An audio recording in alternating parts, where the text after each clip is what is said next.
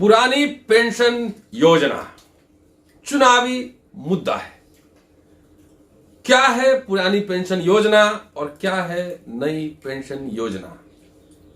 दोस्तों, रतनलाल बोल रहा हूं। काम की बात में आपका स्वागत है और पेश है अंबेडकरनामा ग्लोबल और बहुजन विजडम साझा पेशकश।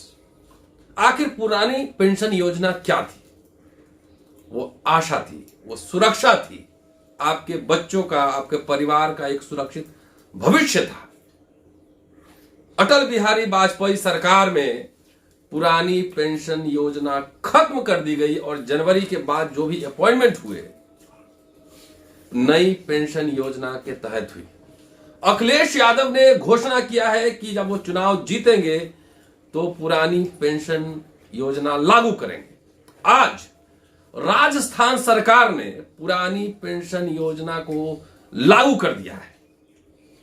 क्या है मामला, समझिए। क्या यह चुनाव का गेम चेंजर हो सकता है?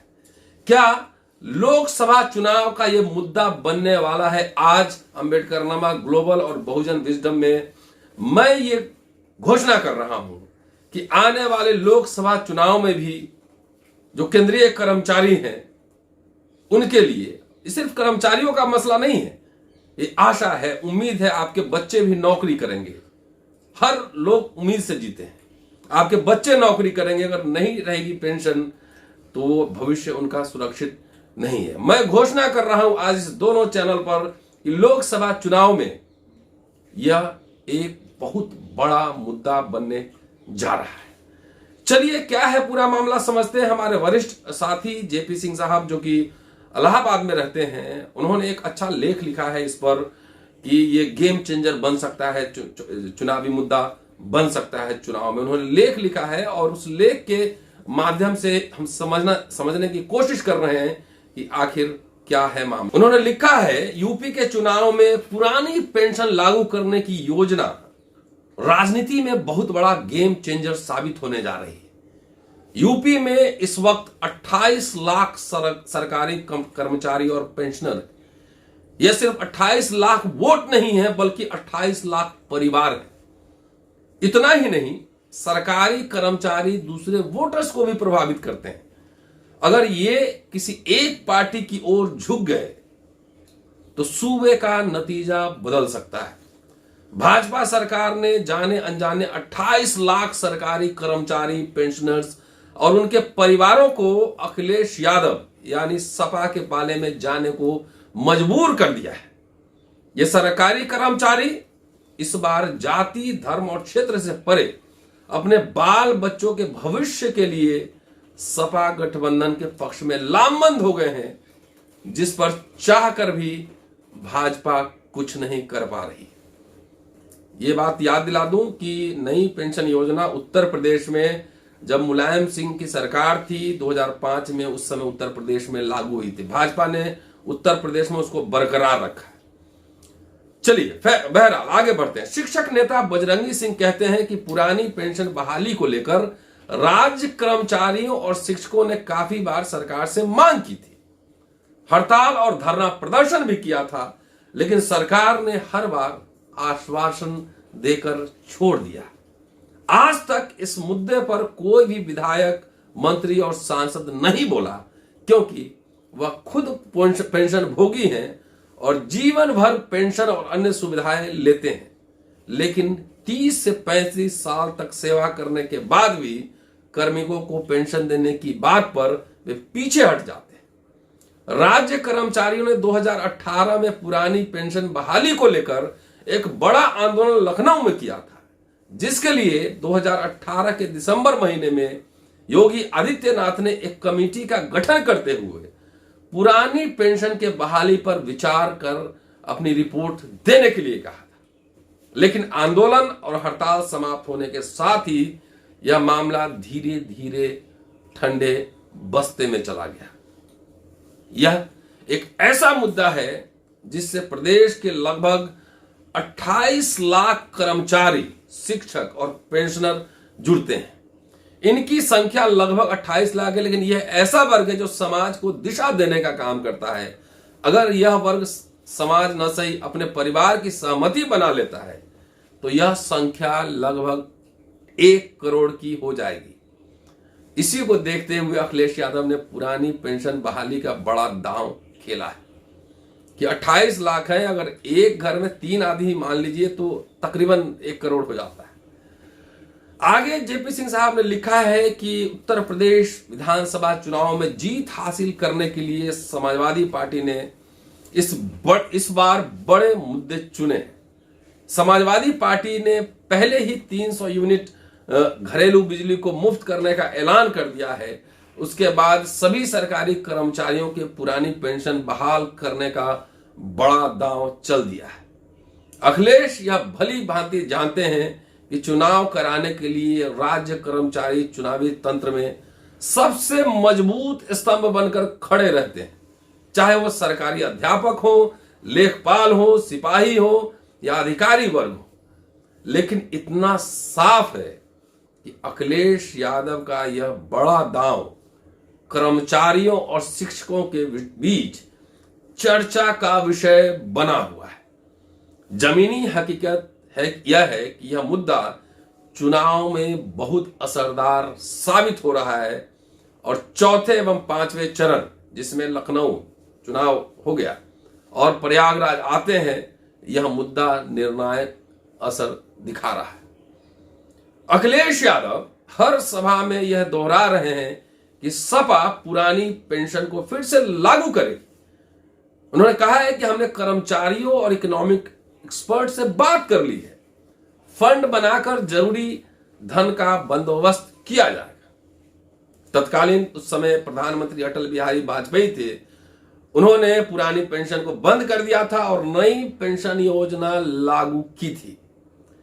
केंद्र सरकार ने नई पेंशन योजना लागू की, लेकिन इसके लिए राज्य के लिए अनिवार्य नहीं किया गया कि राज्य सरकार अगर चाहे तो नई पेंशन योजना लागू कर सकती है, अगर नहीं चाहे तो नहीं कर सकती है। तो राज्यों के लिए कोई अनिवार्यता नहीं थी।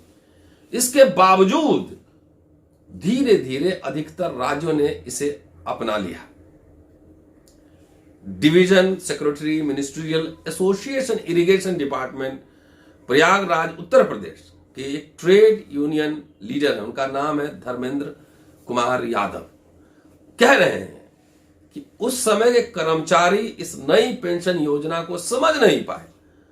उन्हें ऐसा लगा था जैसे ये योजना सेवानिवृत्ति के बाद उन्हें पुरानी पेंशन योजना से ज्यादा लाभ देगी। वही है भैया, अच्छे दिन आएंगे, वही वाला है। लेकिन उनका यह भ्रम टूट गया। नतीजन पिछले कुछ सालों से कर्मचारियों ने नई पेंशन योजना का विरोध करना शुरू कर दिया है। पुरानी पेंशन योजना कर्मचारियों के लिए भावनात्मक मुद्दा बन गया, इमोशनल इशू बन गया है। पेंशन जरूरी है, ये आपकी सुरक्षा है, ये आपका भविष्य है, आने वाले पीढ़ी का भविष्य है, इसलिए पूरा ये मुद्दा बनने वाला है हर चुनाव में। जेपी सिंह साहब आगे लिखते हैं कि उस यूपी के चुनाव में पुरानी और नई पेंशन स्कीम पर जीत हार का गेम सेट हो गया है। सपा ने पुरानी पेंशन लागू करने का ट्रम्प कार्ड खेल दिया है। केंद्र सरकार की नई पेंशन स्कीम में भाजपा फंस गई है। CM Yogi Adityanath defensive mode में है। पुरानी पेंशन स्कीम पूरी यूपी का माहौल बदलता दिख रहा है। दरअसल कर्मचारी पुरानी पेंशन चाहते हैं, इसलिए बीजेपी बैकफुट पर है। अटल बिहारी वाजपेयी की चर्चा हमने कर दी। अब नई पेंशन स्कीम को क्या नाम दिया गया था? इसका नाम दिया गया था नेशनल पेंशन सिस्टम, यानी एनपीएस। उसी समय लोकसभा का चुनाव हुआ था, आपको याद होगा, और चुनाव में इसका जोरदार प्रचार किया गया था न्यू पेंशन स्कीम का, और बहुत तरह तरह के फायदे गिनाए गए थे। लेकिन रिजल्ट आया तो बीजेपी हार गई। इंडिया शाइनिंग आपको याद होगा, नारे चले थे उस समय, इंडिया शाइनिंग। लेकिन इंडिया शाइनिंग नहीं चल पाया और चुनाव बीजेपी हार गई। इधर अटल बिहारी वाजपेयी की सरकार चली गई, लेकिन एनपीएस रह गई। असल में तब से इसे राज्यों को थोपा नहीं गया था। फिर भी अप्रैल 2005 को तब के उत्तर प्रदेश के सीएम मुलायम सिंह ने भी इस योजना को अपना लिया। यही स्कीम अभी तक यूपी में चल रही है, लेकिन मुलायम सिंह यादव के पुत्र अखिलेश यादव ने पुरानी गलती को ठीक करने की घोषणा करके सरकारी कर्मचारियों का दिल जीत लिया है। एक और ट्रेड यूनियनिस्ट है सुरेंद्र कुमार सिंह। उनका कहना है, लखनऊ के, प्रयागराज और लखनऊ में एक्टिव है, उनका कहना है कि पुरानी पेंशन सुरक्षित स्कीम थी, नई पेंशन स्कीम शेयर मार्केट पर आधारित है जो असुरक्षित है। पुराने सिस्टम में जीपीएफ की सुविधा उपलब्ध थी लेकिन एनपीएस में नहीं है। ऐसे में इसे सही ठहराने जैसी कोई बात नहीं है। पुरानी पेंशन योजना में नौकरी के दौरान कर्मचारी की मौत होने पर उसके परिवार को पेंशन मिलती थी, लेकिन एनपीएस में व्यवस्था में कर्मचारियों की मौत होने पर फैमिली पेंशन की व्यवस्था साफ नहीं है। यहां तक कि एनपीएस में जमा पैसे को भी जब्त करने की व्यवस्था है। ऐसे में भाजपा सरकार इसका जो गुणगान कर रही है वह समझ से परे है। एक और एक्टिविस्ट हैं, जिलाध्यक्ष हैं ministerial association irrigation department Prayagraj, Siddharth Sonkar. वे कह रहे हैं कि पुरानी पेंशन व्यवस्था नुकसानदेह होती तो बंगाल और केरल क्यों आज भी उसे चलाते। फिर पुरानी व्यवस्था को लागू करने के लिए केंद्र सरकार की अनुमति की भी जरूरत नहीं है, यह राज्य सरकार ही फैसले कर सकती है। दरअसल जो कर्मचारी 2005 के बाद भर्ती हुए हैं वो 10 साल बाद रिटायर होने शुरू होंगे, इसलिए पुरानी पेंशन करने से सरकार के खजाने पर कोई अतिरिक्त बोझ नहीं आएगा। योगी सरकार के वित्त मंत्री राजेश अग्रवाल 23 जुलाई 2019 को पुरानी पेंशन व्यवस्था को लेकर विधान परिषद में लिखित जवाब दे चुके हैं। उनका कहना है कि पुरानी पेंशन व्यवस्था को लागू करने का हमारा कोई इरादा नहीं है। उन्होंने बताया है कि बीजेपी सरकार ने 5,004.03 करोड़ रुपए 6 लाख से अधिक कर्मचारियों को दे दिया।